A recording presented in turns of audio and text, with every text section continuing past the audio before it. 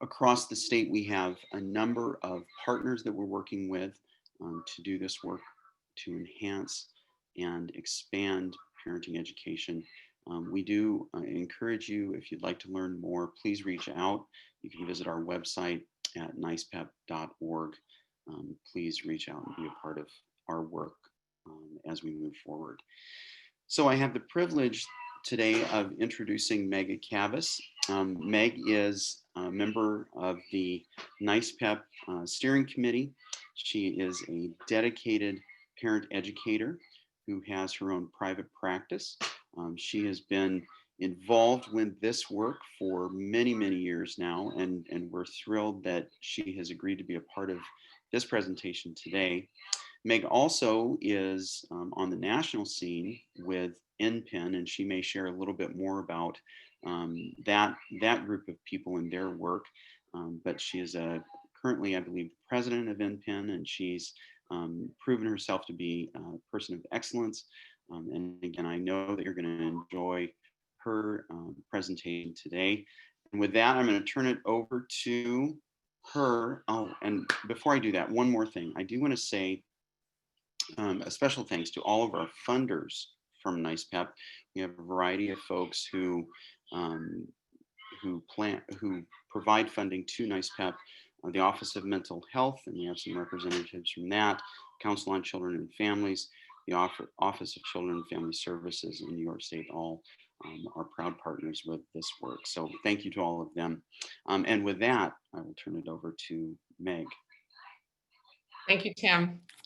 Welcome, everybody. I'm delighted to lead this workshop today for you on how we can use storytelling in our work with parents. Just to clarify one thing that Tim said, I am involved with NPEN, the National Parenting Education Network. I'm the recent chair. I just finished my 2-year stint very recently. I'm now the outgoing chair, so I still serve in that capacity. But I had a 2-year service of that leadership position. And Anna Clarkson is our current chair at NPEN. But I do hope you all will check out NPEN and see the work that we're doing there as well.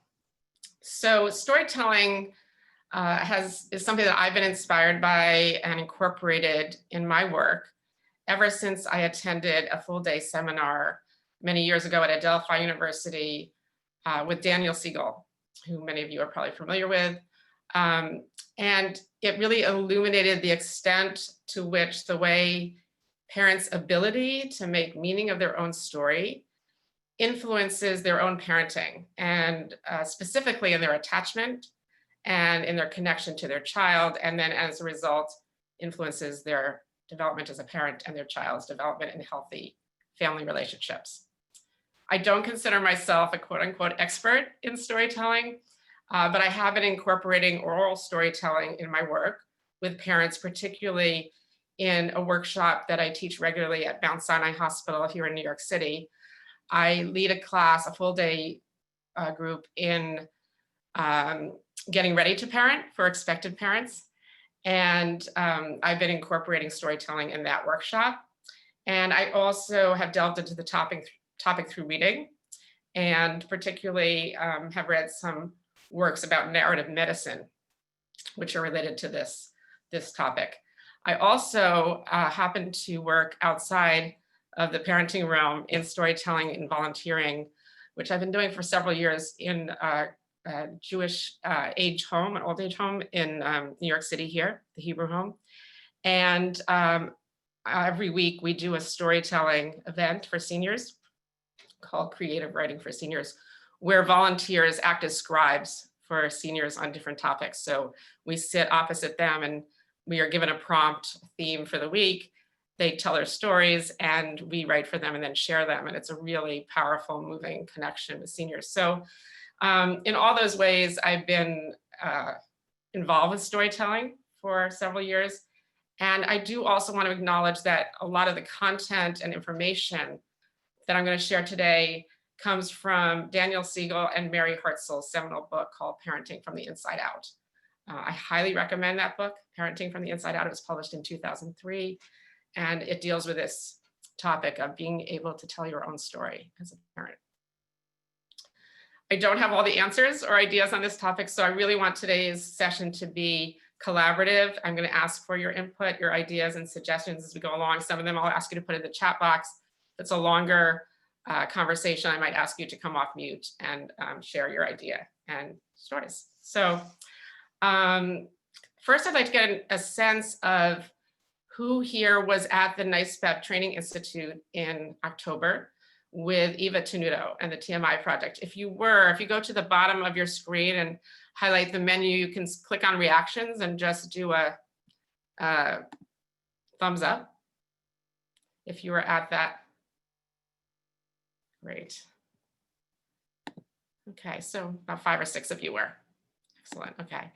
While I continue, if you'd like to chat in the chat box, if you were at that event, what one of your main takeaways was from it? What did you get from it that was most compelling to you? And then we can share those. And for those of you who are not there, I just want to share that it was a session on using storytelling in an oral telling of what has been written down.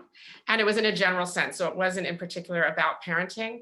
And it was very powerful in revealing how transformative telling your story can be. And we wanted to take that experience and then make it practical for us as parenting educators and relevant. So let's see if anybody has any takeaways they wanted to share in the chat box so far.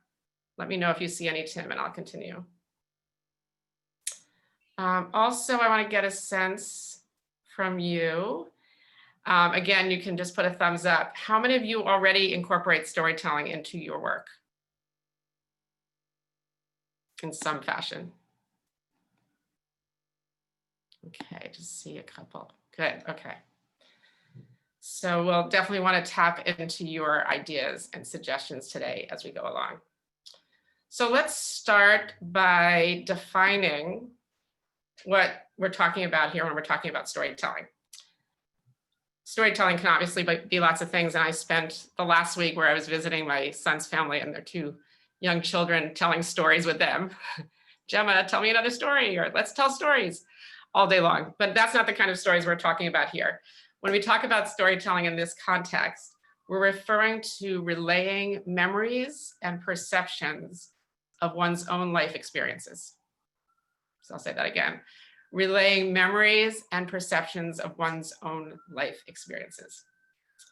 And specifically in the realm of parenting, what are most helpful are stories about one's own childhood, stories about one's own culture, stories relating to becoming a parent. So that might be the experience of giving birth, adopting a child, the journey to becoming pregnant, and stories about experiences with one's own children as a parent. So I'm going to put that list up on the screen. And you can see those here. And if you have any other ideas about topics that you think would be relevant for storytelling in this context, feel free to share them in the chat box. So we're talking about either written or oral storytelling. And if it's oral, it's just conveyed in real time. If it's written, it's first written down and then shared orally after the writing. So we'll talk about the benefits of either of those modes and the practicality of them a little later on. I want to make sure we note the difference between storytelling and journaling. Journaling is the process of writing whatever comes to one's mind. It can be unrelated thoughts, feelings, sort of whatever comes to you. Some people call it a brain dump in a positive sense. Journaling is very freeing because there's the nature of there being no expectations at all, which is very nice. It's without intention or any specific focus. And the other difference between journaling and storytelling is that journaling is meant to be private. So journaling, private and sort of a stream of conscious, and storytelling is to share and is more focused and has a narrative. Both are very effective tools, but we're talking about the telling of stories today and the sharing and making a connection through that storytelling. Any questions about topics and what we're talking about when we're talking about storytelling in this context? Okay. So I want to talk about why storytelling is important and effective in our work. And there are several ways. Oh, first I want to share this quote, which is, "Children's lives are in part a chapter in their parents' life story," which is a nice way of looking at why storytelling is compelling and effective. So that leads into the next topic, which is what we can get out of storytelling and what our parents that we work with can get out of it. So reflecting on one's own experiences, particularly childhood experiences, can help make sense of one's life, and making meaning of one's life allows one to have deeper self-understanding. Understanding our behaviors, our reactions, our choices, and it also helps us to understand others more fully, and including our children, right? So it gives one coherence of integrating the past and the present. And coherence in one's life story is associated with adult security of attachment as well as attachment between parent and child. Even if one has had an insecure attachment as a child, one can move through that insecure childhood attachment to become a secure adult through an understanding of your early childhood experiences. And this is known as earned security. And storytelling can be a means to that. So we also know that one of the best predictors of children being attached to their parents is the parent's ability to tell a coherent story of their own experiences. And we then know that secure attachments between parent and child lay the groundwork for healthy development. So we can see in a sort of context how one step leading to another can have really positive outcomes. When parents make sense of their own story, they best can build a relationship with their own child that promotes well-being, and that gives their child tools for resilience, interpersonal skills, and to help their child make meaningful connections themselves. When we talk about healing, which is the third thing on this list, storytelling gives people an important feeling or important sense of feeling felt, quote unquote, feeling felt. And when we share and someone listens, it opens the possibilities for others' compassion, and compassion can help one heal. We want to keep in mind that we're not therapists. I mean, maybe there are some of you here who are therapists, so this would not apply to you, but if you're not a therapist, we want our responses to be appropriate and effective in our capacity.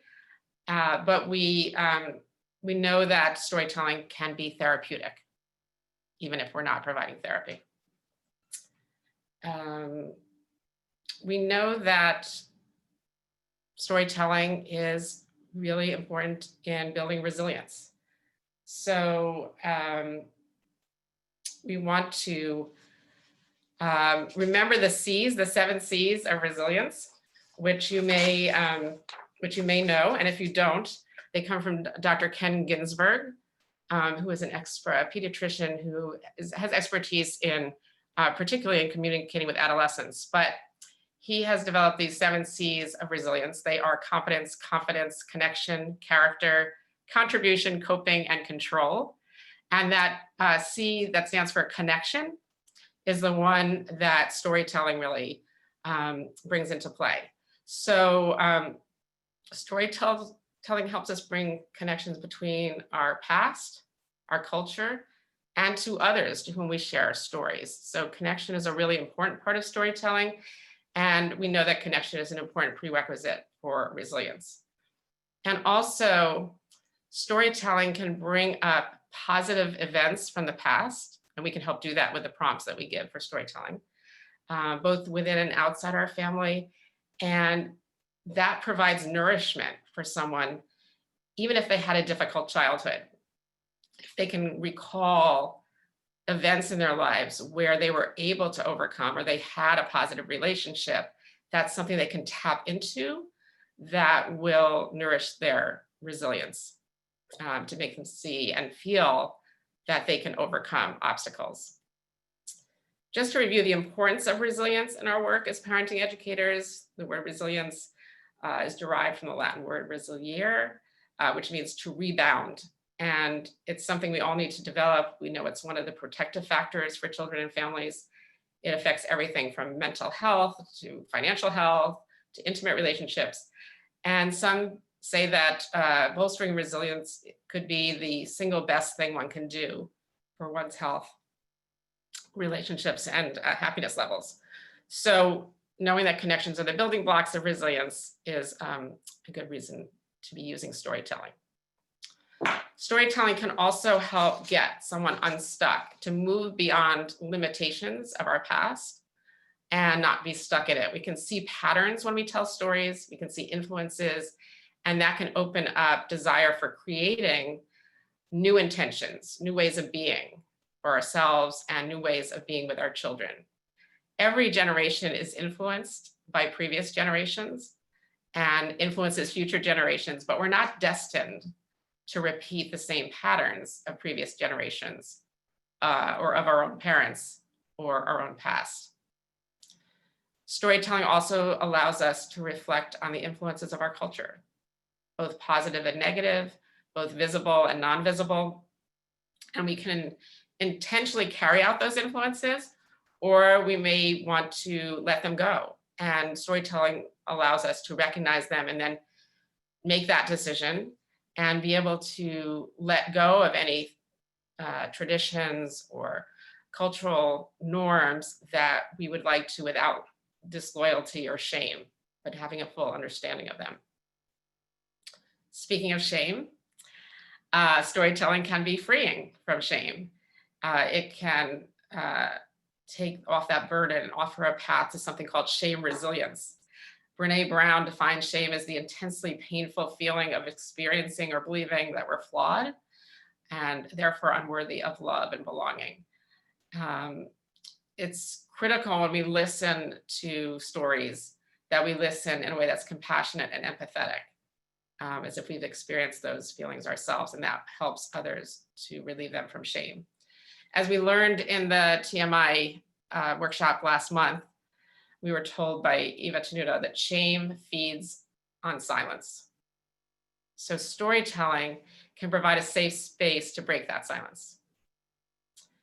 I'm wondering if anybody can think of or has anything to add to this list about the benefits of storytelling. If you do, type it into the chat box, anything that comes to mind that you think is relevant here in terms of why we would want to include storytelling, or maybe benefits that you've seen if you've used with your own parents that you've worked with. Meg, is it also okay if we unmute ourselves and add something? Sure. Absolutely. Sure. Oh, because I think I wanted to note that Mr. Miller added the importance of community stories. And I think that you addressed that, but I think in terms of talking about connection, how it connects communities. Yes. And also relays strengths through generations, I think. In relaying cultural strengths. Mm-hmm. Cultural strengths and absolutely, yes. Strengths, in addition to the personal strengths, which I mentioned, absolutely. Yeah, very good point. Mm-hmm. Yeah. A couple other people added empathy and tradition and validation. And I see that Jennifer said there's a power in a personal narrative, definitely. And Judy says it's a powerful gift when others validate your feelings and journey that you've shared. Absolutely. Oh, Susan was sharing, I think this is from the previous workshop, your takeaway, your insight that owning our story and sharing it can be a courageous step in healing. Yeah, absolutely. And I was also thinking to add to that, when we had Dawn Dom do our training institute 2 years ago, talking about her experience of how her parenting was affected by a history of sexual trauma. What you were saying about storytelling, whether you tell all that, but thinking about your story helps you understand just what you were saying. I think it's really important for helping people understand how their parenting may be shaped, Yeah. and then thinking about, it kind of makes it almost maybe in a more manageable form. Yes, which leads me to the next thing I'm going to talk about, which is coherence. That's a really good point, and it does lead me to that sort of summary of why it kind of synthesizes things for people. I just want to mention that Tommy Miller said it's liberating. Yes, freeing. It can be freeing of shame, but it can also be freeing of other things as well, other feelings. Empathy, tradition is mentioned, and validation. Yeah, absolutely. Let me share my screen again to get on this definition of coherence, because I used the word coherence several times when I was talking about telling a coherent story. So what we're looking for, and we hope that parents can do, and that storytelling will bring out, is a coherent story. And when a story tells a sequence of events that uses the left brain processing, and then is able to meld that with the right brain processing of the social and emotional context that go with that story, that helps a parent or anybody make sense of the past and understand its impact on the present, which is what Kate was talking about, being able to understand what happened to you and realize its influence on your current state. Does that make sense? There are many times where you will hear people tell incoherent stories, and that's very telling. I'd like to read a sample of an incoherent story. This is from Parenting from the Inside Out. This mother was asked to tell about a time when she felt threatened in her childhood. And so I'm quoting now. "I don't think I ever felt really threatened when I was a kid. I mean, not that it wasn't scary, but it was. My father would come home drunk sometimes, but my mother was the real kicker. She had this way of trying to get you to trust her, but it was his drinking that she'd blame her for being so mean. I mean, she was trying to be nice, but it kind of seemed like she was possessed by a demon. Her face would change suddenly and you never knew who to trust.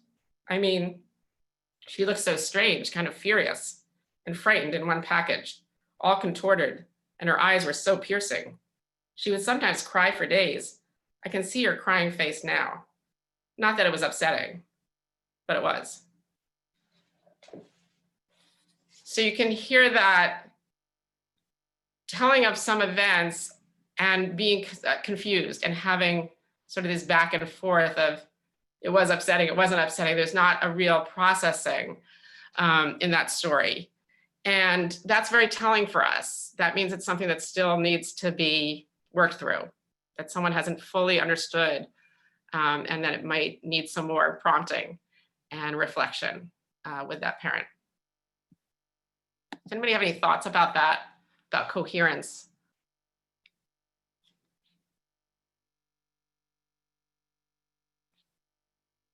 Okay. So when we're working with parents, we're working with them in different settings. Sometimes we're one-on-one, home visiting or counseling, and sometimes we're working in a group. So I want to explore a little bit about how we can adapt storytelling to different settings. If we're talking about group parenting education, one-time workshops or ongoing series, it depends on the time that you're allowed. So you might decide to devote a whole session or a whole workshop to storytelling on a topic. Or you might which is what I do in my work, which is I'm usually incorporating it in a larger session of something else. So I'm using storytelling as one strategy, but there's a lot of other components in the session that I'm employing. And so depending on the time allowed will determine somewhat about how you do it, whether people write, whether they just tell their stories orally, and if they're doing the writing, how much time you're going to leave for it, what kind of prompt you're going to give, and how you're going to share. If it's a really large group and you want everybody to have time to share, you might have to break up into smaller groups. Or you can do what I do in my workshop for expectant parents is I use 2 different tactics for 2 different examples.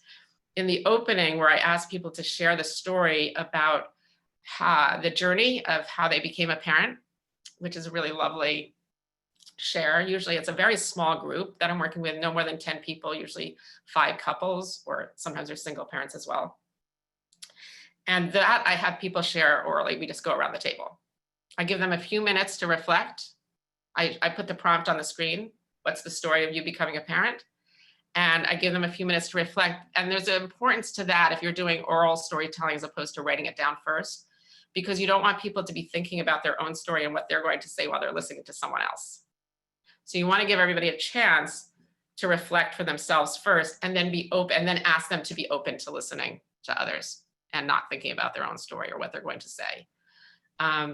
And so we go around the table and we share that way. Later on in the workshop, when I ask people to reflect on how they were parented, when we talk about parenting styles, I have them share that with a partner, that story. And if there's a single parent or single parents in the group, they can either share with each other, or if there's one single parent who doesn't have a partner, I will share with them. We'll do the sharing in a pair. So you can pair people up, you can put people in small groups, or depending on the size, take turns and go around and have people share. But you have to leave a lot of time for that, and understand how much time they need for writing and how much time they need for the sharing, because the sharing is an important part. Also in groups, I would say it's important to choose what kinds of questions you ask and when. If it's a series of classes, let's say you're working with a support group regularly, or it's an ongoing series, you might want to wait till enough trust has been developed in the group to delve into topics that are very personal, or could be things that people might feel scared to reveal. So if you have the benefit of that you're working with a group over time, being able to wait till there's a real trust is something you might want to consider. And if you don't, if it's a one-time workshop, then the kind of questions that you're asking should be appropriate to the level of trust and vulnerability that people might feel in that setting. Does that make sense? So those are things to be considered. And then if we're talking about one-on-one, it may be more appropriate and feel more natural to incorporate storytelling in a less formal way. So incorporating it by asking questions as you're conversing. If you're in a home visit and you're talking about a certain topic, you may see an opportunity to ask a question that might lead the person to tell a story about something that you're talking about, a topic that you're talking about. Like, you know, they're saying they're having trouble with something with their child. You might say, you know, I'm wondering how your parents handled it when you were, you know, maybe you could think of a story about an instance when your parents disciplined you for something that you did, and how you felt about that. And then the person can share that story. So it's like a more informal, you're not really telling people that you're doing storytelling, but you are, you know, so it can be worked in that way in a one-on-one context. I feel, I mean, I've never done it, so I don't know, but I feel like doing the writing kind of storytelling in a one-on-one situation might feel awkward. That, you know, you're spending time watching that person write. Whereas if it's done in a group, everybody's kind of doing the writing at the same time. It doesn't feel unnatural to set it up that way. So, you know, I'm open to suggestions about that, but my sense is that if you're doing a one-on-one session with a parent of some sort, that the storytelling might be in a more informal way and oral. Does anybody have any experience of doing a storytelling one-on-one here? Yes. No, I didn't think of it as storytelling, but when you started talking about open-ended questions, I mean, that's the key in a lot of the work that we're doing. And I guess I didn't even realize that that was storytelling in a way. Interesting, yeah.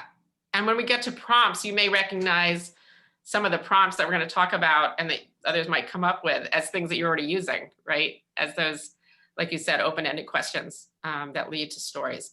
And, you know, stories can be It's just short, it could be a 3-minute story, where someone talks about something in their past. That again, like you said, they don't necessarily think of it as a story, or we haven't defined it as such, but that is their story. They're telling something of their experience and their perception of that experience. That would qualify as a story. I view storytelling in a very different way.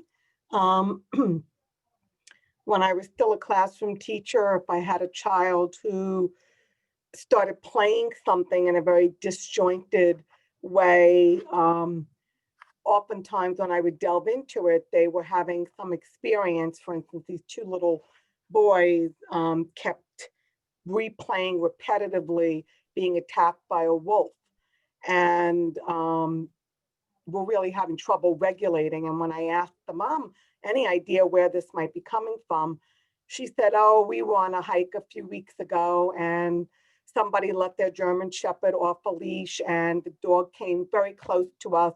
Nobody cried or anything. They just kind of came closer to me, and she didn't think anything of it. So, we worked together. I said, it might be helpful if the boys have a story about this. So we just crafted a very simple narrative, her retelling the story of the hike and what had actually happened. And, I said, you might need to repeat this many, many times. And finally, after about a week of her doing this and us doing this with play, kind of telling the story of them on the hike, they settled and were able to let go of that very repetitive, disjointed play. Lovely and really interesting. And we know that storytelling is so effective with children, but here what you're saying is the mother actually needed to be able to tell the story first and understand the story so that she could then tell that story in a coherent way to the children, who could then process it in a way that made sense. Yeah, that's really powerful. I've had experience maximizing engagement with folks, and I have to stay away from the terminology story, because some cultures, the connotation of the word story is not speaking truth. Interesting. So Tommy, we're actually going to talk about cultural influences and how that might come into play and might be limiting. Okay. And so just what you just said is so helpful, because I actually didn't know that to be aware that the word story might mean falsehood. Yes. Fabrication. Yes. Not to be trusted. Interesting. And Meg, I try to be diplomatic. I say misrepresentation of the truth. Yes. Alternative facts. Yes. So, Tommy, do you just ask open-ended questions? Yes. Or is there another word that you use for story? Open-end question, as well as your experience, your journey. Okay. Which is what a story is, right? Which is what there's, yeah. However, based on one's conditioning, the story can be a barrier to really engaging in a mutual respect for dialogue. So based on the audience, I tried to integrate it as, I can't pronounce her name, Tanya, where she was saying, so yes. Wonderful. That's really helpful. Thank you, Tommy. You're welcome. Meg, Mhm. your comment about asking parents to tell their story or their experience as a child made me think of a parenting educator that I worked with who used that technique to develop empathy for the parent with the child's experience. And I thought that's another aspect of this. Now I'm not sure I want to use stories, but telling one's personal experience. But for our context, we can. We'll just keep in mind what Tommy had said. Yes, absolutely, Susan. And you'll see a little later in the next section where we talk about prompts. One of my prompts is to that very point about trying to help a parent relate or understand their child's experience, to have empathy for their child. And I think those are very effective prompts, ones that do that, for sure. Yeah, someone here said that my grandmother always asked if I was telling stories when she thought I was lying, to Tommy's point. Yeah, Yeah. Okay. So we have to keep that in mind for sure.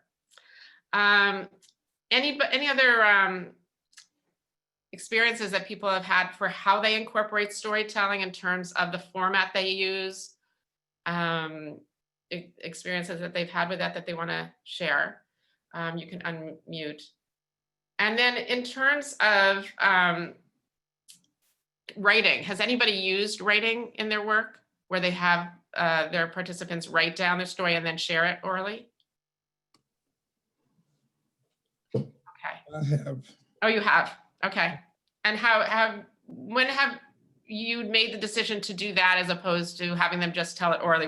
Was there something specific about the topic or the group? Yes, it was the topic. I've had fathers to write letters to their mothers and fathers based on their experiences. And it's been very powerful for them to write it. And then as a group exercise, we listen and we do reflective listening without judgment. And the fathers have given me feedback that has been powerful. And sometimes just, I call it detoxing, putting that on paper and then reading it out loud, then observing other folks' reflection, at least from my experience, has been powerful with my father groups. Yeah. Yeah. We're going to talk about active listening, active listening, and also helping other participants to have that reflective active listening, which is so important, right? And having people feel received, as Tommy said. And so, when we're thinking about what mode to use, there is some thinking that step of writing, that there is something powerful in that step. It's like an extra layer of externalizing. And there's an extra layer of commitment in the writing. And then sharing it, of course, is important. That's another step. But the difference between writing and just telling the story, there does seem to be some sort of psychological difference in that you might want to consider. But then some reasons not maybe to use writing is you may have people who are just aren't that comfortable with writing, right? Or are not literate enough to write, who can't express themselves well enough in writing as well as they can in just speaking. And Mayor, could I quickly interject? And thank you for saying that, because that was the second part of my responses. Folks who we may consider functionally illiterate. I've had some powerful interaction with folks who, as opposed to writing, they have drawn pictures. Oh. So I just want to share that as well. Yeah, that's a really interesting idea. I hadn't considered that at all or included that in this. But that may be a way of someone to tell a story, to tell about an experience is through drawing. Yes. And maybe one could give that option, Yes. right? Yeah, I like that. Yeah, wonderful. So if you have any other, if something comes to you and you want to interject on this topic about the format or ways to incorporate, sort of the practical ways we incorporate, feel free to jump in, even if we've gone on to the next topic. But I'll move on to prompts, open questions, how we elicit stories. So just some general principles is that in order to elicit coherent and relevant stories, you want to try not to be too specific in your prompt. So an example of being too specific would be something like, tell a story about a time your mom drove you around in the car for hours doing errands and didn't care about how you felt or something. That's just too specific in terms of trying to tap into their own experience, right? We also want to try to not be too vague or too general. So if we said something like, tell a story about something unexpected, it's just a little bit too open and might be hard for them to find something to focus on. So trying to find a balance between too general or too specific is the sweet spot. And we also will want to consider to try to not directly aim to elicit a painful experience, if we can.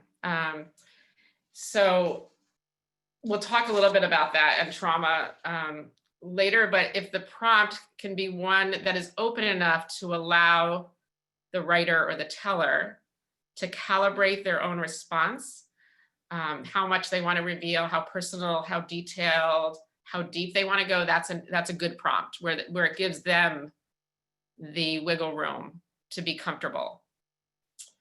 So I'm going to give first some examples of some prompts we did at the Training Institute, the TMI Institute training last month. These were questions that were not relevant to parenting, but I just want to give a few examples because they were good prompts.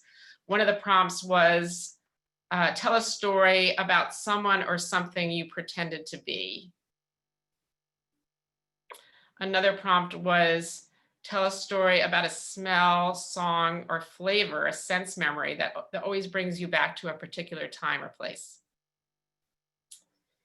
Another one was to tell a story about a time when you tried not to cry or when you allowed yourself to cry. So these are all examples of some of the prompts that we did. We did 3 writing sessions, I think, when we had choices. That's another thing that you might incorporate, giving a choice about prompt.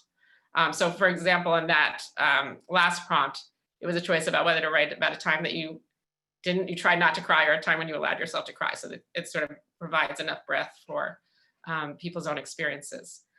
So let me share some prompts that I've either used or come up with for other contexts.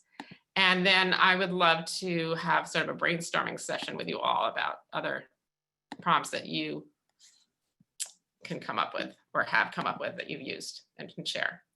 So here are some, and these prompts are ones that cross over into different areas that I talked about when I talked about the different realms, like talking about one's childhood or talking about one's culture, or talking about your own experience with your child, talking about your story of becoming a parent. So when I have the slash here that says write or tell a story about, it's just that you would make that differentiation depending on whether you're asking them to write or whether you're asking them to just tell the story. So write or tell a story about the story of you becoming a parent, writing about a happy memory with a parent or other grown up in your life when you were a young child. This is a good prompt for building resilience. Write or tell about a time when you felt your parents' pride or disappointment. This can, I think, is a good example, Susan, of a prompt that will help with building empathy. Write or tell about a memory of a specific holiday or celebration in your culture or tradition. So this is to elicit a connection and their own story about how culture is influencing them. Write or tell about a time when one or both of your parents disciplined you. This again is to provide coherence between how they were parented and how they are parenting now, and how effective those parents are. They doing things the same? Just because we tend to do what we know?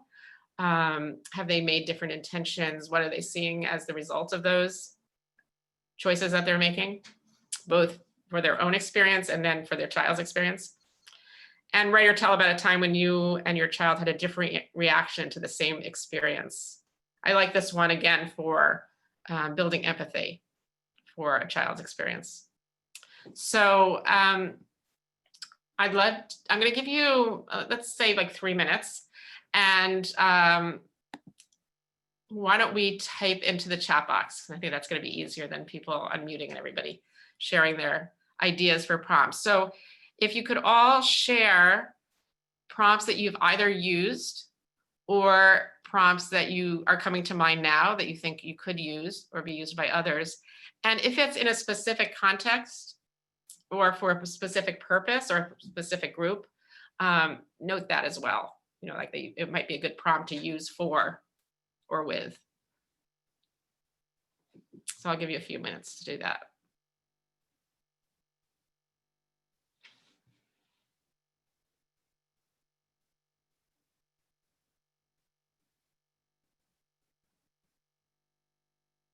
And when you type into the chat box, make sure that you're typing it for everyone to see. You have a choice of private chatting with someone, which we don't want to do, but choosing that top choice of everyone.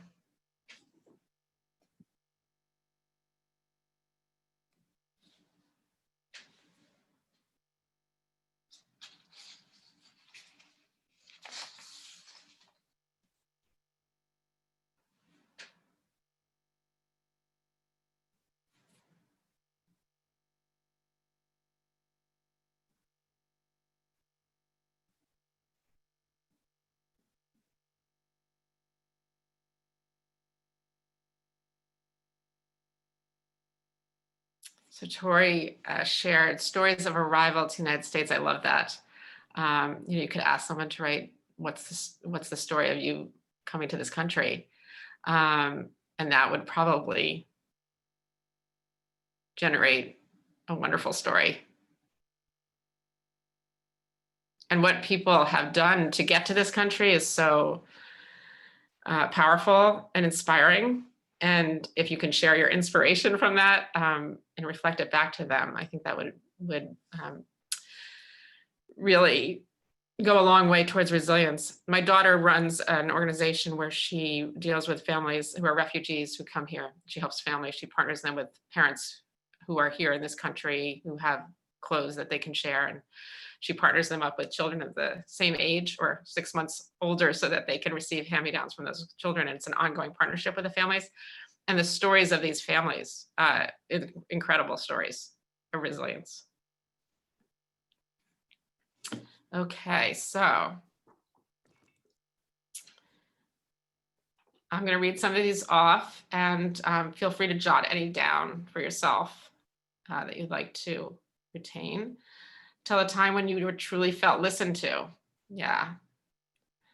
Stories of when you were adopted. This is so important. I mean, I've done some work with adopted families. I work specifically a lot of the time with people who are waiting for children for adopting, expectant parents who are just on the list with the adoptive agency, and their stories are really powerful.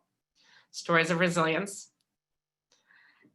Here's a question from Sean. How do you want to parent differently than your parents did?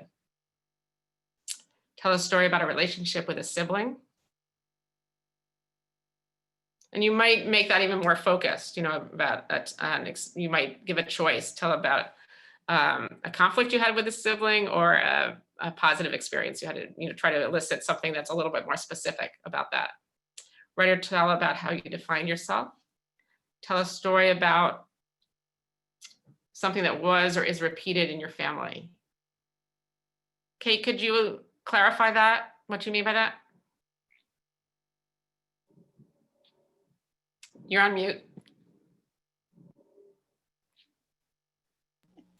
Sorry about that. I was thinking, I'm sorry I wasn't clear. I was thinking about the stories that get repeated in our families.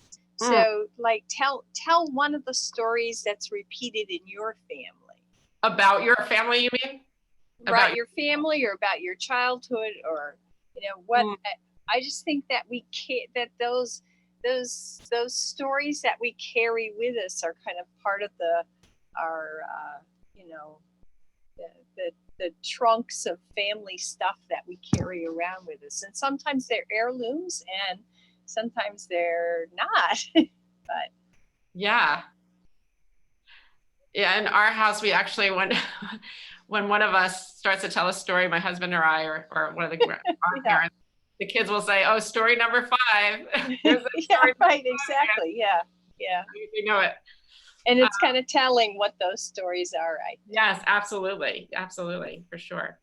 Karen Sweeney shared that Judy Nordstrom, who was one of the founding members of NYSPEP, a very important member of the NYSPEP community, a parenting educator and a trainer of parenting educators. She's no longer with us. That Judy Nordstrom, who developed the TEPE method, TEPE, used the house model that she created to have parents create something that represents raising a family using actual blocks. So that's sort of taking it one step farther than even making a picture or using artwork, is actually creating blocks and telling that story in that way. Thanks for sharing that, Karen. In parenting class, Kathy says, we ask parents who do not see their children on a regular basis to reflect on a time that they may have utilized punishment versus discipline and describe the situation and how they could handle that better, knowing better now, and how it would look differently. Tommy shared, tell a story about dreams deferred and or tell a story about accomplishments. Anna says, tell a story about how you feel similar to or different from your child. That's a really powerful reflection, I think, to have parents think about that. Tell a story about, this is from Art, who's about an adult who supported you in your childhood, not necessarily a parent. Yeah, this goes back to that idea of resilience again, and being able to build on positive connections that you had in the past. Tell me about family celebrations that have been fun during your life. And those will also often bring in culture. Karen said, recall when you were 6 or 7 years old and what animal, a turtle, tiger, monkey, dog, that you would most closely identify with. Wow. So that's bringing in, sort of the imagination, and maybe even a little bit of a playfulness into the storytelling. That's nice. Excellent. Susan said, tell about the birth of your child, which is really important. When I deal with new moms groups, I'm doing one right now of mothers who have had children during COVID. We meet on a weekly basis. And I've been giving opportunities for women to share their stories, because some of them have been traumatic, not having to be able to have their partner in the hospital with them to deliver, things like that. And also afterward, not having the support of or being able to see the grandparents, or all sorts of isolation issues. So the stories that they tell about that, I think, is really important for them to be able to process what they've been going through. And relatedly, Joan says, let's tell a story about life in a pandemic. Yes, I laugh, but only nervous laughter about that. Denise suggests, I once did a story as if I was my mother. Oh, tell a story as if you were your mother. So like from, Denise, can you clarify? Do you mean like having the person tell sort of first person? You can unmute. Yes, I did. I told my mom stories of her childhood. Oh, interesting. Yes. It's really intergenerational, and that brings in another element. I love that. And then Sue says, Melissa says, I would love to see this approach for families now dealing with remote learning, giving them a space to tell their story and connect with other families, like a stress relief. Absolutely. And that's another way I think that you help people connect, right? If they hear a story, if people are sharing stories and they're like, oh, someone else is going through the same thing I'm going through, right? There's something very powerful in that, in sharing those stories about what you're going through during this stressful time. Linda suggests, what is something you wish you could go back in time and change? Very nice. Anna suggests, in the moment of hearing something, when appropriate, tell how you would have liked to have handled. So that's similar to what would you have done differently?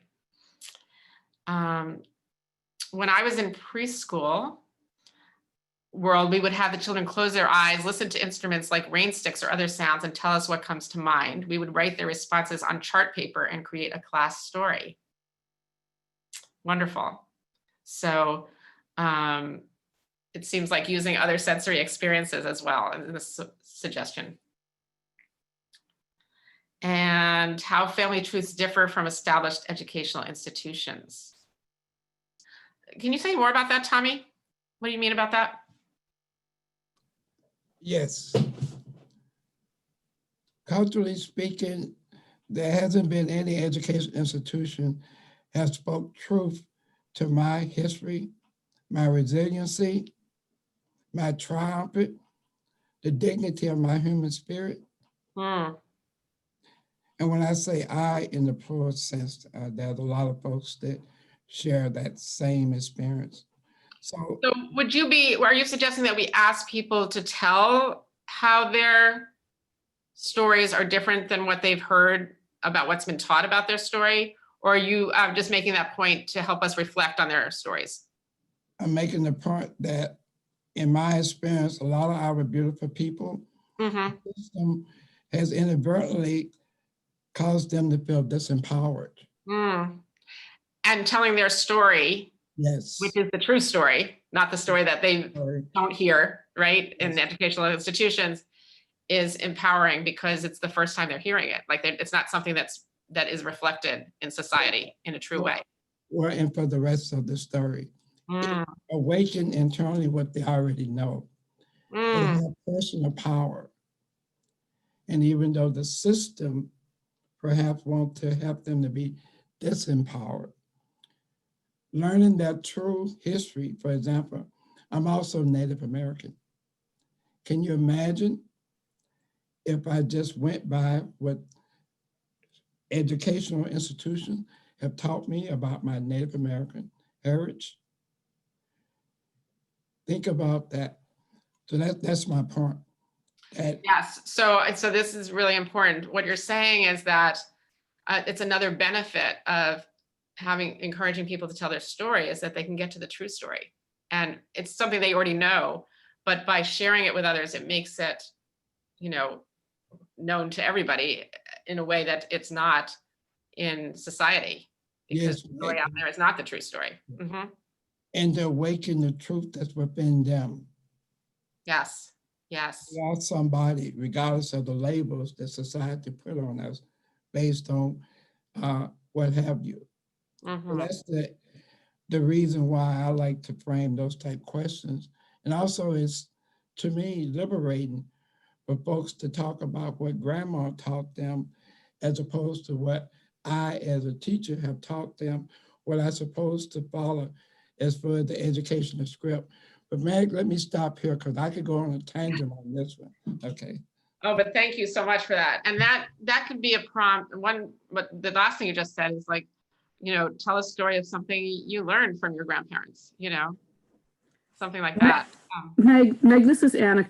I just wanted to say something here because I was on a webinar a while ago through Center for Study of Social Policy on strengthening families, and talking about how, and some of the work we're doing currently in Tompkins County Cooperative Extension around social justice and cultural differences, and looking at parenting programs and recognizing that almost all the programs that are being used were developed by dominant culture.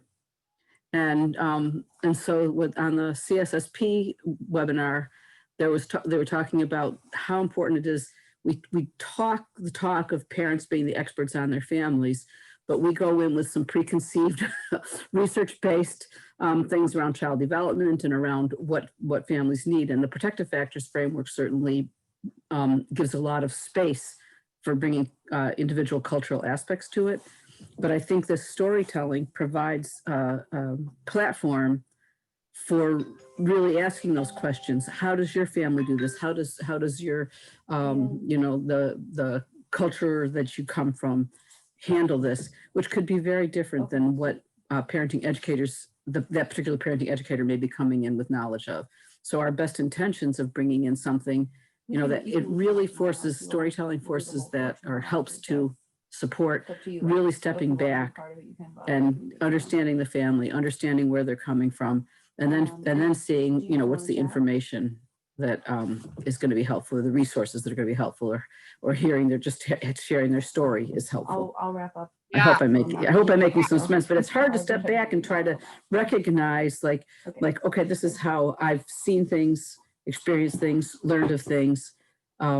And then walking into a situation where it's different than what we know, and really recognizing, embracing, and supporting, and stepping back and being curious about some of those things that are different. Is there a reason that that's not okay before we try to go in and help people shift and change things? Absolutely. Yeah. So we're really looking at a benefit for us as parenting educators to allow us to be in the space of walking that walk of saying that families are the experts on their own families. And we can't really do that unless we hear their stories. That gives us more information about where they're coming from and why they're making the choices that they're making. Yeah, very powerful. And then sometimes it's understanding and helping them to understand, like if there's laws, regulations, rules, and that are being violated that are going to create. So there's knowledge that can be shared. Certainly, but just that keeping them really front and center as there may be very good reasons why they're doing things the way they're doing them. And we may not know what those reasons are, but if we understand it, we might be able to even advocate. When we talk about systems change, we might be able to ultimately advocate for some changes in systems that are more supportive of all embracing all cultures and but still healthy, thriving families. Absolutely. I love that. It's coming to my mind is an example from, I just recently gave a webinar for NPEN on safe sleep. And this is an area where co-sleeping can come into cultural conflict, you know, with what the regulations are, can be in conflict with one's culture. And I used an example of in my expectant parent class when I was teaching about the safe sleep rules, which I'm teaching at a hospital. So I have to teach, you know, the protocol of, you know, you can't sleep in the bed with a child, no co-sleeping. And one of the dads to be said, oh, you know, in my culture, I'm from Cuba. One of my most precious memories of my family are napping. I used to sleep with my father. We just, that was the thing you did. You just napped together, you slept together. It was a way of showing love. And so sharing sleep space was considered a very positive thing for him. And he was trying to figure out how he could navigate that with the regulations in this country, that you don't do that with a baby. And so we talked about possibilities for that and how that could be incorporated. But it really hit home for me, the idea that people are bringing their own histories and that we need to take those into consideration. Just telling them what the regulations is, you know, is not going to meet them where they are. And so that really speaks to your point, Anna. Thank you for that. And Karen picked up on something else, which was I was going to say, which is that being curious about their lives. Storytelling really helps us to build on that curiosity. And what led them to make choices. The protective factors framework, Karen says, training does a great job of teaching through sharing their stories and being curious. Matt, can I interrupt for a minute? I just Sure. got a call. I need the metaphor to go put out a fire. I want to thank all of you for sharing space with me and to remind you that, again, what we call storytelling, some folks call it communication. And the second thing I want to say is thank you for being parent educators, but let's continue to find a balance. Because every time I go into a situation, think I'm going to educate a parent, truly they educate me. So be well, folks, stay safe. Thank you again for this opportunity. Meg, excellent job. All right. Thank you, Tommy. And Anna, you know I will be following up with you. Great. Thanks, Tommy. Thanks for joining us and for your contributions. Thank you. So that we came up with a nice list of prompts, and I encourage you to continue to sort of have a reserve of those and to share with others your ideas for those and things that are successful, because the better our prompts, or the more relevant, the most effective they are at bringing about freedom for people to tell their stories, the better, obviously. So just to say a few things about how we incorporate the prompts, like what we do when we give a prompt. The first thing is we want to establish confidentiality if we're in a group, right? So you might do that at the beginning of the session of the workshop, or right before the storytelling part if it's part of a larger class. That, you know, what people share here stays here, so that everybody can feel comfortable about confidentiality. And as I said before, the more people feel a trust in the group, the better. So if you can establish that trust preceding the storytelling, that's great. And when a person is sharing their story, if it's something that was written, it's important to encourage them to not clarify or interject commentary or elaboration or judgment while they're telling their story. Encourage them to just read what they wrote. Because what people will tend to do is while they're reading their story, they'll, even before they start reading, they'll say, this isn't very good, or I didn't finish what I was writing, or I don't think it makes sense. They'll start to already judge or clarify their own story. And we want to help them to just accept that what they wrote is what needs to be conveyed. And so you want to say some statement about that, you know, that we want people to share what they've written without judging it or clarifying or elaborating while they're reading it. And you want to make sure that when you're giving the prompt, that you give adequate time and tell people how long they will have to write if they're going to write. And that's something you'll have to figure out in terms of the length of time you have for each person to share their story, the length of time you have total. We used 10 minutes when we did the writing prompts last month. That can be a good benchmark for giving people time to write. When we do the storytelling with the seniors, we do about 20 or 25 minutes, but they're conveying a story that we're writing down, and we're also doing some conversation in there, because that's part of the program, is to converse with the seniors and build that relationship with them, even in addition to the writing.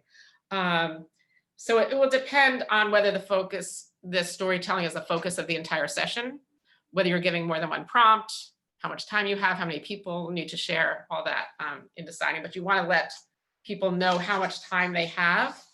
And if it's an oral story and they're not writing it down, as I mentioned before, try to give a few moments for people to just quietly get their thoughts together about what they want to share.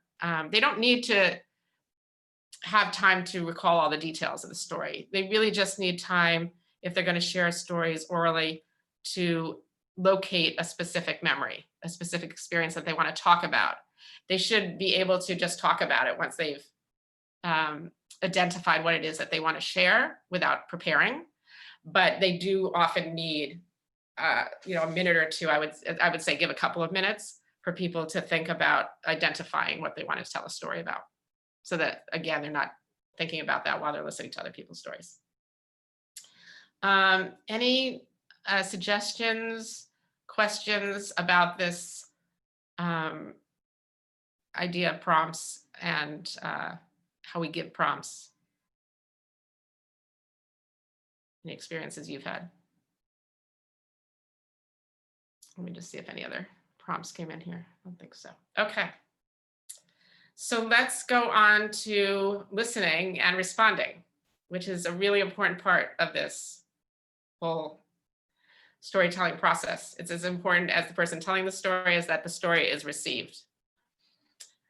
So your participants are sharing their stories, and we want to incorporate active listening. So let me share the components of active listening.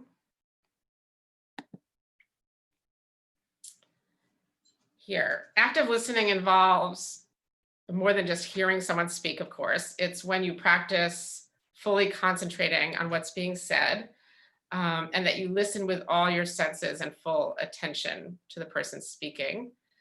And the showing that you're giving attention obviously means that you're not,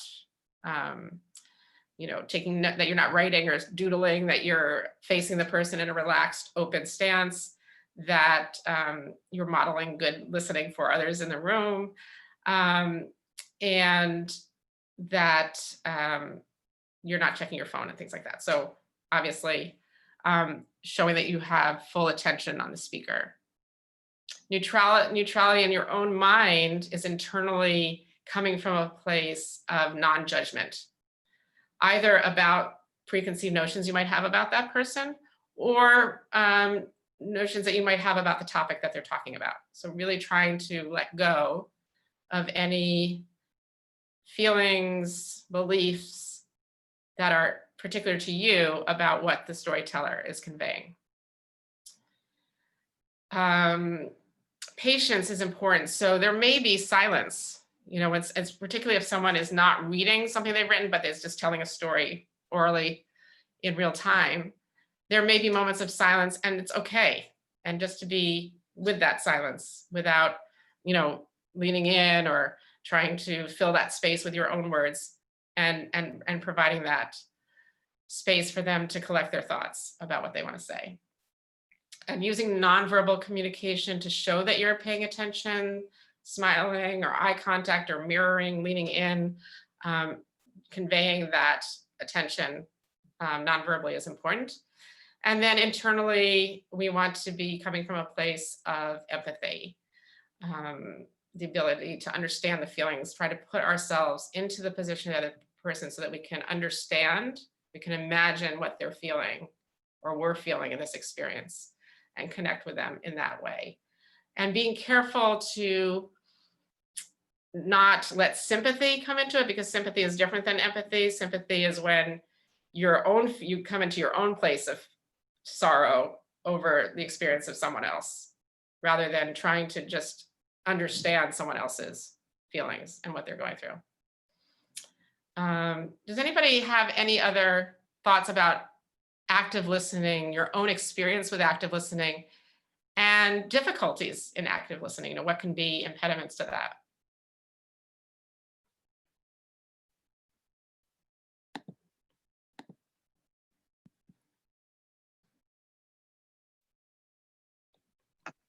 Meg, one of the things that I find most challenging is to not think about what my response is going to be. To stay in the moment, to stay present. Yes, I mean, that's a good point. That's really another thing that should be on this list, is presence. And I think that's very common, is to not go forward and like, okay, what do I have to say about this? Or what am I going to respond with? But really to stay present right there. Really good point. That's something we have to practice, I think. I know I do. I'll share something that Karen Sweeney just shared in the chat box regarding I think the previous topic. That another Judy Nordstrom psychoeducational model she created is to have the parent read a random story that she made up about a childhood experience that includes a typical childhood stressor. For example, alcoholic parent at Christmas, or more times than not, it triggers an emotional response by someone in the class. So I think you're talking about a prompt here, Karen, to encourage them to tell about something in their childhood. Is that right, Karen? Yes. Okay. Yeah, oftentimes it's just a random story and not particular to anyone in the class. And it's just, you know, they pick it out of a little treasure chest and read it, and it always touches the heart of someone in the class. Not always the person that reads it, but someone else in the class, and that just really opens up some floodgates for them to. So Judy created these stories ahead of time, and then she would have the parents speak. So us as parenting educators, we would need to offer something for them to read. Okay. Yep. Okay, that's a great idea. I haven't seen that used before. I like that. Yeah. And Sue Melissa is commenting on things about active listening. I try hard, especially if I'm passionate about the topic. I have to try hard if I'm passionate about the topic. Sue Melissa, do you mean try hard to stay present, or try hard not to be judgmental, or to remain neutral?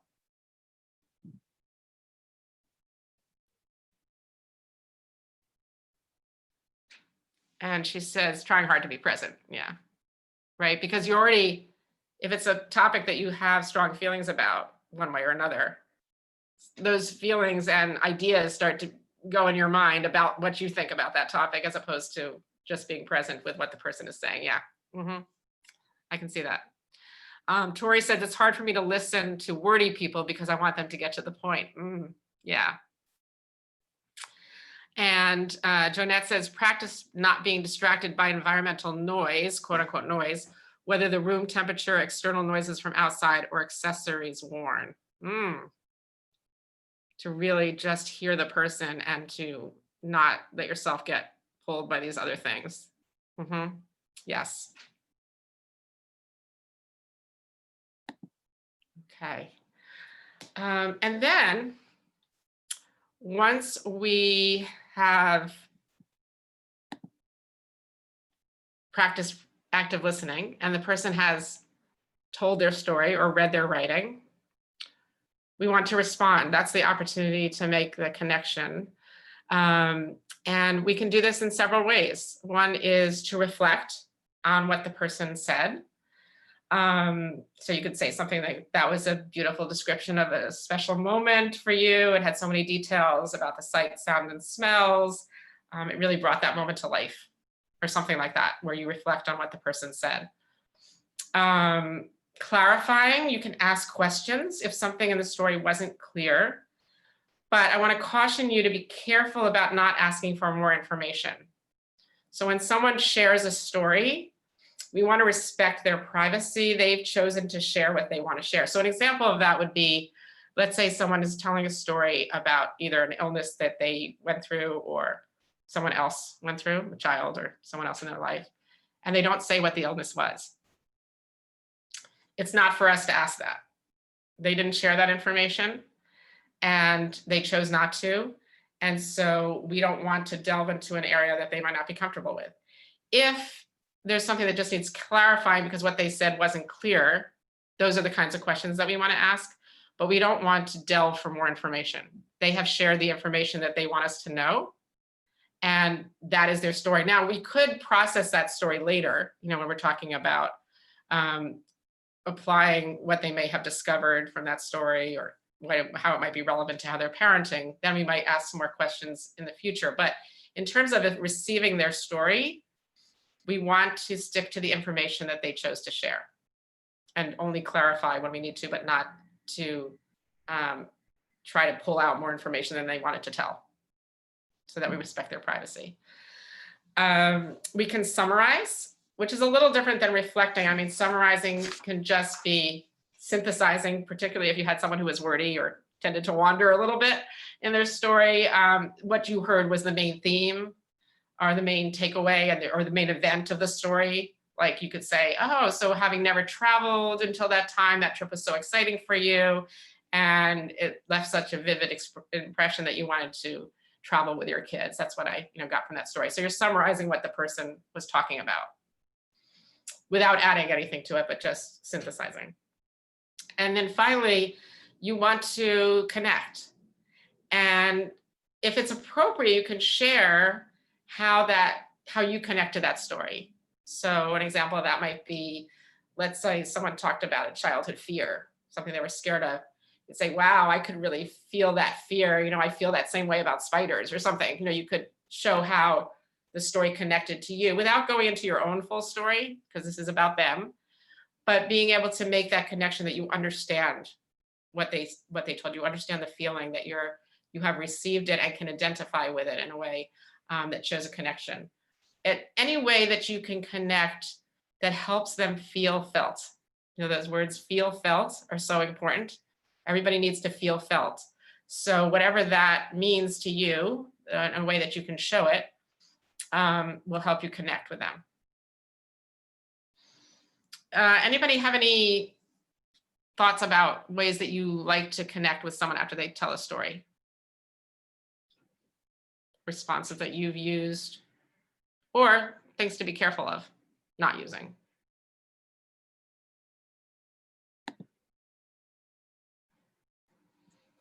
Okay, if anything comes to you, feel free to jump in. So two final things that I want to just mention before we conclude. One is this topic that Tommy brought up, which is cultural considerations. When we're talking about sharing stories, we want to keep in mind that there may be something in someone's culture that will get in the way of that in some way. And I had not considered what Tommy said about using the word story, but there's one right there. Something else that I've thought of in some cultures, sharing personal details is not considered, it's a no-no. You don't talk about yourself.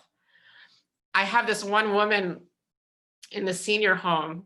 We get paired with different people each time, so you don't always get the same person. Although sometimes I get paired, there's one woman who has aphasia, and I'm pretty good at understanding what she was trying to say, so I often get paired with her. But this other woman who I've gotten paired with on numerous occasions, whatever the prompt is, she talks about religion, always. That's all sometimes there's some connection to the prompt, but usually it's just she wants to talk about going to church, and that's her story, and I'm there to listen to it and write it down. But I've also come to realize that she also doesn't like to talk about herself. She doesn't want to give personal details. It doesn't feel comfortable to her. And I think that might be a cultural thing for her. And so I respect that. She's there to tell the story she wants to tell, and I'm there to receive that story. But that is something that we need to take into consideration. So I'm wondering, I'd like to open it up to any other cultural considerations that you think we need to keep in mind when we're eliciting stories. from parents? I think personal biases. One of the things I didn't realize, we were doing family development credential actually, and I had to interview a lady from a different culture. And so I asked her about what it was like to see the Statue of Liberty when she came over, because she was like, I thought she was in her 90s. And she didn't understand my question. As I was clarifying, she starts laughing and she said, honey, I didn't come over on the boat. I came over in the 70s on an airplane into Miami. So like, I just automatically assumed, because she was German and I thought she was quite old, that she came over on a boat into New York City. So like, I guess that kind of stuff, but she just laughed. She thought it was really funny. Right, right. Yeah. That's a really good point, is that we need to make sure we don't make assumptions about their culture or their history. Yeah. Anything else? This is kind of related, Meg. It's not about something to be careful of, but I'm thinking about that. One of my favorite storytelling resources, The Faithful Gardener. And in that book, Clarissa Pinkola Estes talks about a man telling his story by talking about a man who. And so I wonder about giving people the opportunity to tell a story about somebody else, or from the third person. Ah, that's a really nice idea. It makes me think of Facebook when people say things like asking for someone else, like people don't want to admit that it's about themselves, right? We know it's about them to say that. And sometimes that's a way to teach something also, to without getting into your own personal story details so much, so that if you're responding to a story, you might say, yeah, I've heard, it might be your own experience, but you put it in a third person. And it gives it some. Yes, that's a really good idea as well. Excellent. That's really helpful. Anything else? I also want to mention the topic of trauma, and that many of the people we work with have experienced trauma, and that we need to be ready to handle things that might come up when they're telling stories.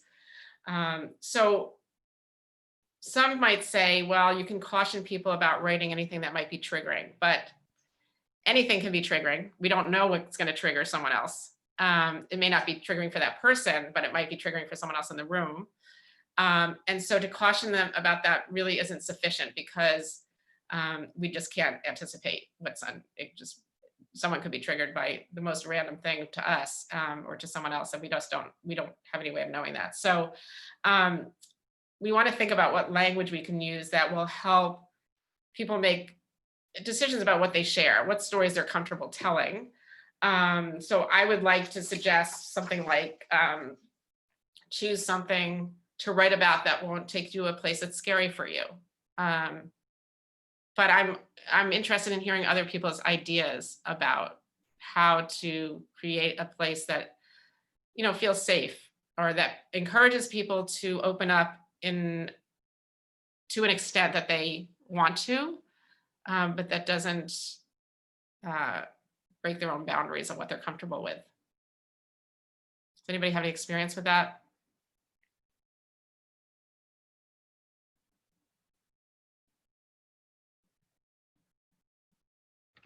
One of the things that I always say when we take a turn into talking about some personal trauma is that, and you're right, Meg, you never know what's going to trigger someone else.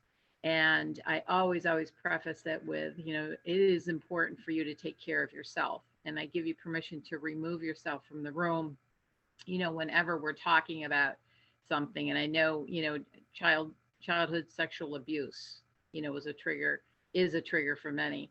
And it was just too difficult. And so, they removed themselves. And the challenge, of course, is that as a facilitator by myself, I would like to be able to, tend to that individual. But you've got the entire class that you're having to tend to. So, either touching base with them, because sometimes they'll actually leave the class and go home, is to touch base with them later by phone and, you know, helping them to process that. I, at the very beginning of my class for expectant parents, tell people that if they need to go out in the hallway or take a break, you know, go and get a snack or something, if it's subject, I don't, warn is too strong a word, but I do inform them that we're going to be talking at some point in the class about how they were parented and their own childhood experiences. And if that's uncomfortable for them, they should feel free to go out and, you know, I'll come out and get them when we're done talking about that or whatever. So giving them that option. And I do like that idea of checking in with someone afterwards, because you can't always tend to that if it's a person that's not reading the story, but someone else who was triggered, for sure.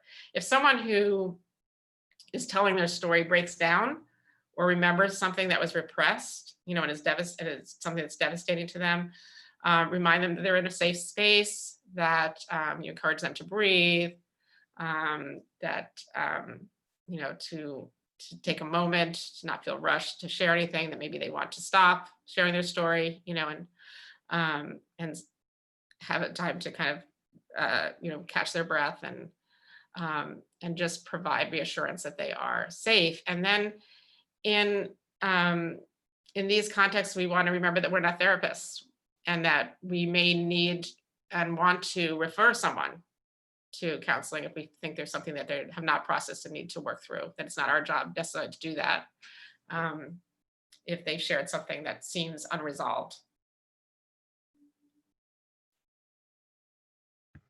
I think another thing that we need to be cautious about is that, you know, before we delve into anything that that might trigger, there needs to be, the group needs to solidify as far as, you know, being able to, I mean, they need to feel safe in that space. They need to be able to trust everyone else in the room, you know, so that may not, that typically isn't going to occur until probably the third or fourth time that they're together. So, you know, just be cautious as a facilitator to not introduce those kind of topics until that is happening in the group. Yes. Mm-hmm. And Anna shared that being aware of our own triggers is important too, of course. So I'd like to conclude by just sharing two quotes. I'll put on the screen here, that are shared with me by a very dear friend who was graduated from Columbia University's program in oral history. This is her expertise. And these are from French philosopher Paul Ricoeur, who said, life can be understood only through stories that we tell about it. And an examined life is a life recounted. So I hope those inspire you, and that today's talk and discussion of this inspires you to use with confidence storytelling in your practice. And thank you all for your contributions to this discussion, your insights and your suggestions and questions. I think they've been really useful and enhanced our discussion today. Tim, you want to wrap up? Yeah, thank you so much, Meg. We really appreciate this. What a great discussion this has been. Thank you, everybody that participated. All of your time. Thanks for all the folks from NYSPEP that were able to be a part, various steering committee members. We really appreciate it. Again, if you're interested in NYSPEP and the work that we're doing, please feel free to visit our website at nyspep.org. We will have this webinar available. It's been recorded, and so it'll be posted at the website for people to take another look at. Should be within the next several days here. So thank you again, Meg. We really appreciate your time and your enthusiasm on this topic. Take care, everybody. Thanks, everybody. Thank you. Be well. Stay safe. Thanks. You too.